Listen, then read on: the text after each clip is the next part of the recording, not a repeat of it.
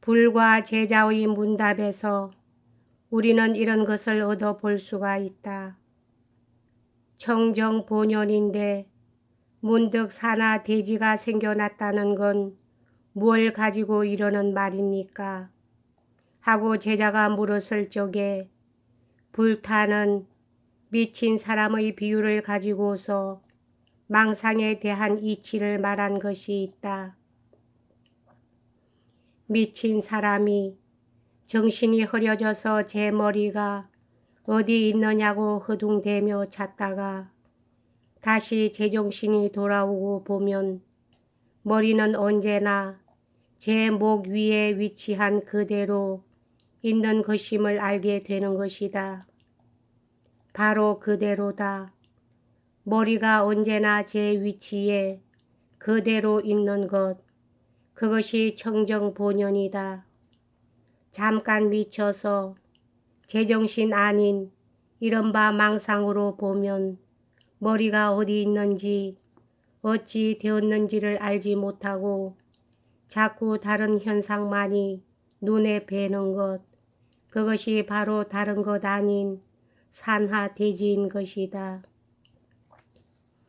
그러므로 산하대지란 것, 다시 말하면 자연현상이란 것도 실상은 하나의 망상에서 나타나진 것에 불과하고 청정본연이란 것은 그 자연현상 이전에서 찾지 않으면 안 된다는 것을 설한 것이다. 불타는 다시 그것을 여러 가지로 설명했다. 사람이 잘못 알고 동쪽을 가리켜서 서쪽으로 하다가 나중에는 그것이 동쪽인 것을 알았다고 하자 그것은 사람 죄가 어느 때는 밝은 눈으로 보다가 어느 때에는 망상으로 그릇 보다가 하는 짓일 따름이요. 동쪽은 언제나 동쪽인 거기에 그대로 있는 것과 같이 청정본연은 언제나 청정본연 그대로 있는 것이요. 산하대지 그것이 청정본연은 아닌 것이다. 허공화도 그것이요. 제2월도 그것이다. 눈병 난 자의 눈에는 허공에 꽃이 피어 어른거리기도 하고 달도 둘로 보이기도 하지만은 허공은 언제나 허공일 뿐이요. 달은 언제나 하나뿐인 것이다. 불타는 바로 그 눈병 난 자의 망상을 들어서 청정본연과 산하대지와의 관계를 설파했던 것이다. 이러한 점에서 보면 불교 자체의 인연설, 그것마저 망상에 지나지 않는 것으로 되는데 그러기 때문에 노장의 무위자연과 능음경의 청정본연은 표현된 문자만 다를 뿐이요. 실상은 같은 것으로 보아도 그리 큰 잘못은 없을 것이다. 그리고 또 우리들의 전로란 것과도 일맥상통한 것으로 해석할 수 있는 것이다. 그러나 전로란 것은 인과 설로서 볼 때 분명히 인이 없다. 전로일 뿐이니까 인과를 뛰어난 것이다. 그러므로 불교의 청정본연이란 것이 인과를 떠나서 한 말이 아닌 것이라면 우리가 말하는 이 전로란 결과는 그 사이에 얼마쯤의 거리가 없지 않을 것이요. 더구나 자연세계는 인과율이 지배하는 세계이므로 자유가 지배하는 예지의 세계와 대립한다고 말한 칸트의 자연과는 현저히 다른 위치에 있는 것임을 간파하지 않으면 안 된다. 뿐만 아니라 노장의 자연과 불경에서 말하는 청정본연과 우리들이 말하는 전로란 것에 대해서 유럽 사람들이 일컫는 자연과는 본질적으로 같은 것이 아닌 것을 명확히 알아둘 필요가 있다. 원래 그리스어에서는 흙, 물, 불, 바람 혹은 아톰으로 자연이라고 불렀고 또 가장 본질적인 의미에서 생명의 원리와 심지어는 생산하는 원동력까지를 포함하여 생각했던 것은 오히려 언어 의미에 있어서 동양 철학과도 합치하는 점을 발견할 수 없는 것도 아니다.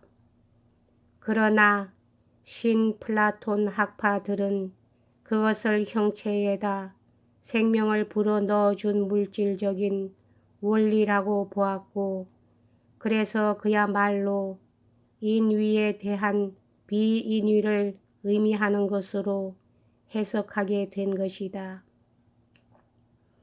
그리고 또 뒤에 이르러서는 인간의 이상이 덧붙여지지 아니한 것, 다시 말하면 이상주의에 대한 자연주의라는 경우의 자연에까지 낱말의 뜻이 옮겨져서 순물질적인 것의 총칭으로 해석함과 동시에 르네상스 이후에 있어서는 자연에 대한 철학적 연구로부터 과학적 연구를 따로 분리시킴에까지 이런 것이다.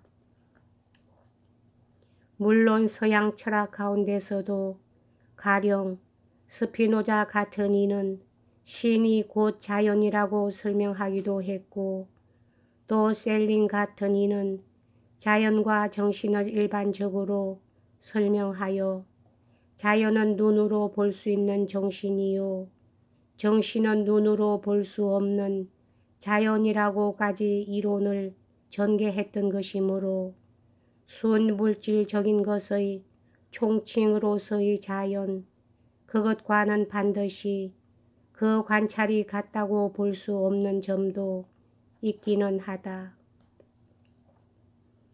그러나 유럽 사상에서 말하는 자연이란 것은 대체로 보아서 인위에 대립한 비인위를 이름이요 또 마음이나 정신이란 것에 대립해서 외적 경험에 의하여 성립된 객체의 전부를 일컫는 말인 것만은 일반적인 개념인 것이다. 물론 이 인위와 자연에 대해 쓰는 동양에서도 더구나 장자 같은 이는 그것을 구별해서 설명하지 않은 것이 아니다. 그러나 장자는 어디까지나 천 즉 자연이라는 기본 원리 위에서 말한 것이므로 다만 한 가지 설명의 방편으로 한 것이요 결코 노자가 말한 인법천, 다시 말하면 인적천이라는 대원칙을 떠나서 인과 천을 대립된 위치에 두었던 것은 아니다. 가령 말 한 마리를 두고 비유로 말한다면 굴레를 씌우고 재갈을 먹이고 굽을 달고 한 것은 인위요 굴레도 벗기고 재갈도 풀고 굽도 빼고 본시대로 두면 그것이 바로 자연이라고 해서 설명의 방편으로 쓴 것에 지나지 않는 것임을 볼 수 있다. 그러므로 동양 사상, 특히 노장 사상을 기본으로 하고 말한다면 천지 만물의 현상이나 인간까지도 모두가 자연 속에 포섭되는 것이요 분리될 수 있는 것은 아니다. 그러므로 인생과 자연은 대립적인 존재가 아닌 혼연일체일 따름이다. 내가 곧 우주라고 보는 노장 사상에 있어서는 내가 곧 자연이라고 보는 방정식이 성립되는 것이요 또 노자의 제7장에 있는 부자생이란 것이야말로 우리들이 일컫는 그 진로란 큰 원칙에도 서로 문합되는 점이 있다 할 것이다. 하늘과 땅이 만물을 낳는다. 그러나 그것은 제가 낳는다는 생각도 없이 낳는 것이다. 그것이 부자생의 뜻이다. 제가 낳는다는 생각도 없이 낳는다는 말은 저절로 나아진 것이란 말과도 통하는 것이다. 다만 표현을 그렇게 했을 뿐이다. 그렇게 무심, 무욕, 무사이기 때문에 하늘과 땅이 영원한 것이다. 그것이 무위자연이다. 그러므로 자연은 영원하다. 자연이기 때문에 영원하다. 영원한 것은 자연이다 하는 논법이 성립되는 것이요. 그것이 바로 자연의 대법칙인 것이다. 인간도 그 자연 속의 한 부분이다.